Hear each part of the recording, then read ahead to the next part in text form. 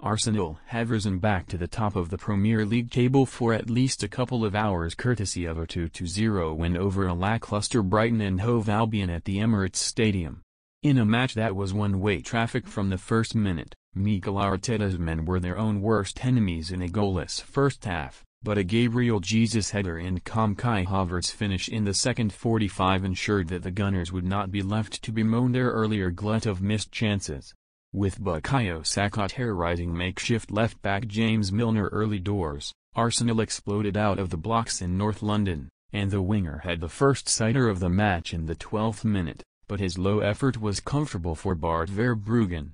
3 minutes later, Martin Odegaard, another player who looked fired up for the occasion, dragged the curling effort a whisker wide of the post in the 15th minute. 4 moments before Jesus also gave Verbruggen some catching practice from distance. An enforced defensive change would have been the last thing that the beleaguered Seagulls needed, but Joel Veltman had to call it a day in the 27th minute to be replaced by Jack Hinchelwood, who quickly found himself on the back foot alongside the rest of his teammates. Another delightful pass from Odegaard in the 32nd minute picked out the run of Saka, who would seemingly tee up Gabriel Martinelli for the game's opening goal, but the Brazilian fired over the bar with the goal at his mercy. Martinelli sought to make amends from a tight angle 7 minutes later, but Verbruggen was equal to his effort before the customary Mikel Arteta booking. The Arsenal boss reacted to a Kaoru Mitoma pull on Saka too angrily for Tim Robinson's liking.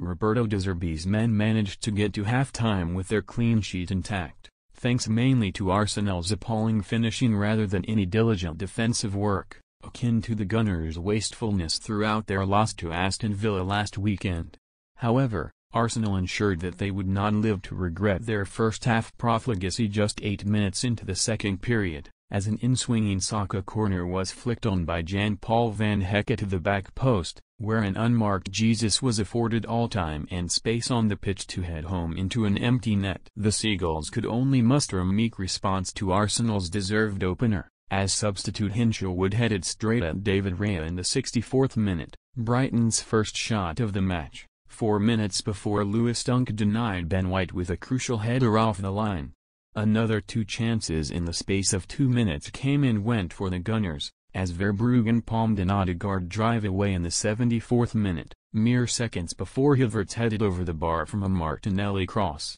Pascal Gross sought to make the hosts pay for their lack of ruthlessness in the 82nd minute, but the German could only shoot wide of Raya's goal from a Mitoma cutback before attempting to turn provider for Hinchelwood in the 86th minute, only to see the teenager also miss the target with his header.